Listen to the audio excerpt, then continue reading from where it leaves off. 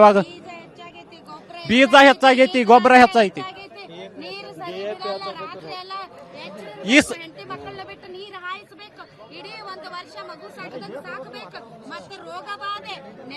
ನೆರೆ ಹೊಳಿ ಆದ್ಮೇಲೆ ಕಬ್ಬು ಕಟಾವ್ ಬಂದಾಗ ಈ ದರ ನಿಗದಿ ಮಾಡದೆ ರೈತರನ್ನ ಕಾಯಿಸೋದು, ಅಲ್ಲಿ ಬೆಳೆ ಒಣಗಿ ತೂಕ ಕಡಿಮೆ ಆಗತ್ತ. ಎಲ್ಲ ಪ್ರೀ ಪ್ಲಾನ್ಡ್ ರೀ ಸರ್, ಇದು ಎಲ್ಲ ಅವ್ರದ್ದು ನಾಟಕ ಮೇಡಮ್. ಇವಾಗ ನಮ್ಗ ನಾವ್ ಏನ್ ಮಾಡತ್ತೇವ, ರೈತ ಸರಿಯಾಗಿ ಕಬ್ಬು ಬೆಳೆದ ಬೆಂಬಲ ಬೆಲೆ ಇಲ್ಲ. ಈಗ ಏನು ಗೊಬ್ಬರ ಔಷಧ ತುಟ್ಟಾಗೈತಿ.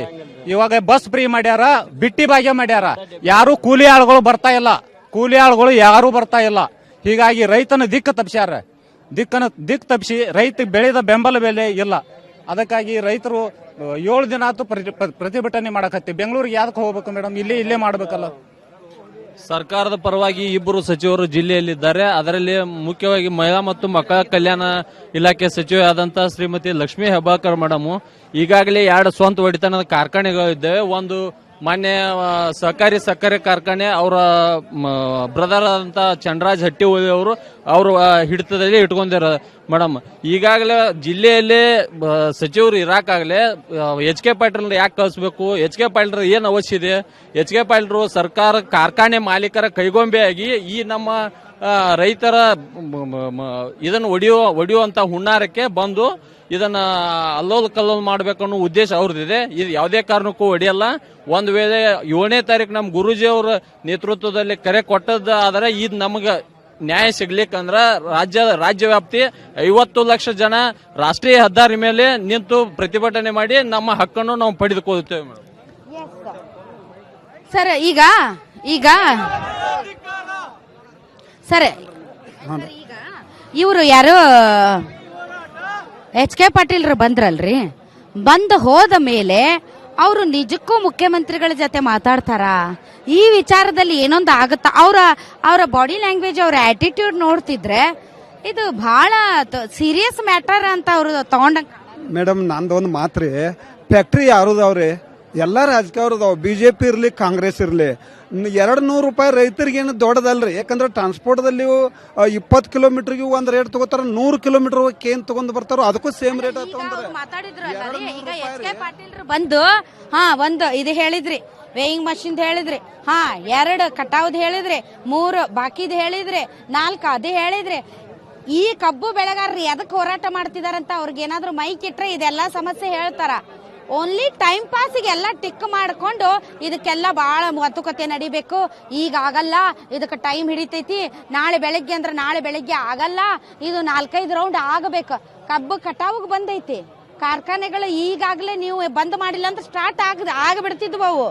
ಇಂಥ ಸಂದರ್ಭದಲ್ಲಿ ಇನ್ನೂ ಟೈಮ್ ಬೇಕಂದ್ರ ಎಷ್ಟು ದಿನ ಅಂತ ನಿಮ್ಮನ್ನ ಬೀದಿಗೆ ಮೇಡಮ್? ಮಕ್ಕಳಿಗೆ ಹೆಂಗ್ ಚಾಕ್ಲೇಟ್ ಕೊಟ್ರ ಮಗುನ ಸುಮ್ ಕುಂಡ್ರಸ್ತಾರಲ್ರಿ, ಆ ತರ ಏನ್ ನಾಟಕ ಮಾಡ್ಕೊಂಡ್ ಬಂದಾರ್ರಿ. ಅದ್ರ ಒಂದ್ 10 ಮಂದಿನ ಕರ್ಕೊಂಡ್ ಈಗ ರಾಷ್ಟ್ರೀಯ ಹೆದ್ದಾರಿ ಬಂದ್ ಮಾಡ್ತೀವಿ ಅಂತ ಹೇಳಿದ್ರು. ಯಾವಾಗ 7ನೇ ತಾರೀಕಿಗೆ. ಈಗ ಏನ್ ಮಾಡ್ತಾರ, 7ನೇ ತಾರೀಕು ಬೆಳಿಗ್ಗೆ 10 ಗಂಟೆ ಮಟ್ಟ ರಿಪೋರ್ಟ್ ಕೊಡ್ತೀವತ್ತಾರ. ಅದನ್ನ ದಿಕ್ ತಪ್ಪಿಸಬೇಕ್ರಿ ಇವ್ರ. ಅವ್ರು ಹೇಳೋದ್ ನೋಡಿದ್ರಿ, ಈಗ ಇಡೀ ರಾಜ್ಯಾದ್ಯಂತ ಎಲ್ಲರಿಗೂ ಗೊತ್ತಾಗ್ಬಿಟ್ಟೈತಿ 7ನೇ ತಾರೀಕು ಎಲ್ಲಾ ಹೆದ್ದಾರಿ ಬಂದ್ ಮಾಡಿ ರೈತರು ಉಗ್ರ ಪ್ರತಿಭಟನೆ ಮಾಡ್ತಾರ ಅಂತ. ಸೊ ಇವ್ರ ಟೈಮ್ ಹೇಳೋದು ಯಾವಾಗ? 7ನೇ ತಾರೀಕು ಮುಂಜಾನೆ 10 ಗಂಟೆ ಅಂದ್ರೆ 7ನೇ ತಾರೀಕು ಮುಂಜಾನೆ 10 ಗಂಟೆ ಅಂದ್ರೆ 10 ಗಂಟೆಗೆ ನೀವು ಪ್ರತಿಭಟನೆ ಮಾಡಕ್ ಕರೆ ಕೊಟ್ಟಿದ್ರಿ. ಆವಾಗ್ಲೇ ಇವ್ರು ಅಲ್ಲೇ ಚೆಕ್ಮೇಟ್ ಇಡೋದು, ಅದ ಟೈಮಿಗೆ ನಾವು ಹೇಳ್ತೀವಿ ಅಂತ ಅಲ್ಲ. ಅಂದ್ರೆ ಇದು ಜಸ್ಟ್ ಟೈಮ್ ಮೋಸ ರೀ. ಈ ತರ ಎಲ್ಲ ಮೋಸ ಮಾಡಿ ರೈತರನ್ನೆಲ್ಲ ದಿಕ್ಕು ತಪ್ಪಿಸಿ ನಮ್ಮನ್ನ ಇಲ್ಲಿ ತನ ಹಾಳ್ಗೆಡವ್ರಿಗೆ ಒಬ್ರು ವಿಷಯ ತಗೊಂಡಾರ ಮನ್ರಿ. ಈಗ ತಗೊಂಡಾರ ಹಿಂಗ ಇನ್ನೂ ಮತ್ತೆ ಯಾರ್ಯಾರಿಗೆ ಎಷ್ಟೆಷ್ಟು ಕಷ್ಟ ಅಂತೂ ಹೇಳ್ಬಾರ್ದ್ರಿ.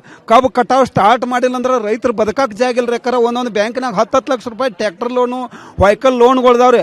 ಆ ಲೋನ್ ಕೊಟ್ಟಿಲ್ಲ ಅಂದ್ರೆ ಬ್ಯಾಂಕ್ದವ್ರು ನೋಟಿಸ್ ಕಳಿಸ್ತಾರೆ. ಈಗ ಇವ್ರು ಕೊಟ್ಟ ದುಡ್ಡಿಗೆ ಮೊದ್ಲ ಏನಾಗಿದ್ರೆ ಕಬ್ಬುಗಳು ಈ ವರ್ಷ ಇಳುವರಿ 20-25 ಟನ್ ಕಬ್ಬು ಬರ್ತಾ ಇದೆ. ಅಷ್ಟೇ ಬರ್ತಾ ಇದ್ರಿ ಪೀಕದಲ್ಲಿ. ಯಾಕಂದ್ರೆ ನೆರೆ ಹಾವಳಿ ಬಂತು, ಅಲ್ಲಿ ಕಬ್ಬು ಹಾಳಾಗಿದ್ರಿ. ಈ ಡೊನ್ ಹುಳ ಹತ್ತಿ ಕಬ್ಬು ಹಾಳಾಗಿದ್ರಿ. ಯಾಕಂದ್ರೆ ರೈತರು 2,000 ರೂಪಾಯಿ ಒಂದ್ ಚೀಲ ಗೊಬ್ಬರದಾಗ ಗೊಬ್ಬರನ ಹಾಕಾಕ್ತಾ ಇರಲ್ರಿ. ಯಾಕಂದ್ರೆ ದುಡ್ಡ ಇಲ್ಲಾಂದ್ರೆ ಎಲ್ಲಿದ್ ಗೊಬ್ಬರ ಹಾಕ್ತಾನ್ರಿ ಅವ.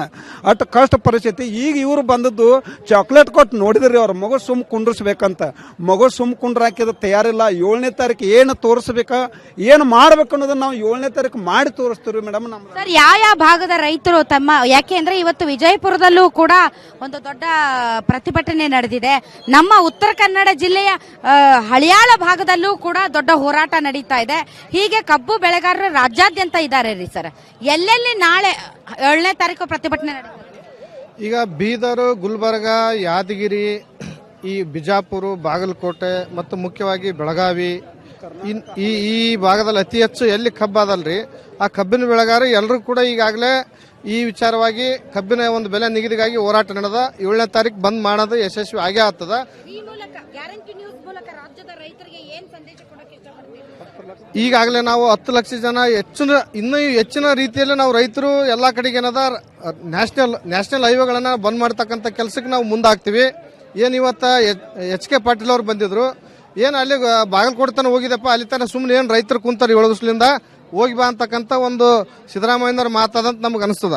ಯಾಕಂದ್ರೆ ಅವ್ರು ಅವರು ಒಂದು ಕ್ಯಾಬಿನೆಟ್ ಮಿನಿಸ್ಟರ್ ಆಗಿ ಇವತ್ತು ಬಂದಾರಪ್ಪ ಅಂತಂದ್ರ ನಮ್ಮ ರೈತರಿಗೆ ಏನೋ ಒಂದು 200 ರೂಪಾಯಿ ಹೆಚ್ಚಿಗೆ ಕೊಡ್ತಾರಂತಕ್ಕಂಥ ನಿರೀಕ್ಷೆಯಲ್ಲಿ ನಾವಿದ್ವಿ. ಆದ್ರೆ ಅವರು ಬಂದಿರತಕ್ಕಂಥದ್ದು ಏನೋ ಸುಮ್ಮನೆ ಟೈಮ್ ಪಾಸ್ ಬಂದ್ಗಿಸಿಂದ ಇವತ್ತೇನದ ರೈತರಿಗೆ ದಿಕ್ ತಪ್ಪಿಸಿ ನೀವು ಬರೀ ಬೆಂಗಳೂರಿಗೆ ಅಂತಾರೆ. ಬೆಂಗಳೂರಿಗೆ ನಮ್ಗೆ ಬರೋ ಅವಶ್ಯಕತೆ ಇಲ್ಲ. ನಾಳೆ ಏನು ಘೋಷಣೆ ಮಾಡ್ತೀರಿ ಸಾಯಂಕಾಲ ತನಕ ನಾವು ಘೋಷಣೆ ಮಾಡ್ರಿ, ಇಲ್ಲ ಅಂತಂದ್ರೆ ನ್ಯಾಷನಲ್ ಹೈವೇ ಬಂದ್ ಆಗ್ತಕ್ಕಂಥದ್ದು 100% ಅಂತ ನಾ ತಿಳಿಸ್ತೀನಿ. ಏನು ಹೇಳಂಗಿಲ್ರಿ, 3,500 ರೂಪಾಯಿ ಬಿಲ್ ಮಾಡ್ಬೇಕ್ರಿ ಒಣ್ಣೆದ. ಮತ್ತು ಈಗ ಸಕ್ರೆ ಹೆಂಗೆ ಮಾಡತ್ತಾರಲ್ಲ ಹಂಗೆ ಫ್ಯಾಕ್ಟ್ರಿ ಅವ್ರು ಇದು ಮಾಡ್ಬೇಕಲ್ಲ, ಬಿಲ್ ಕೊಡಬೇಕು. 7 ದಿವಸ ಆತ್ರಿ ಪಾಪ ರೈತರದ್ದು ಎಷ್ಟು ಗೋಳಿ ಐತ್ರಿ. ಆದ್ರೆ ಮತ್ತೀಗ ಜಾಸ್ತಿ ಆಕೈತ್ರಿ.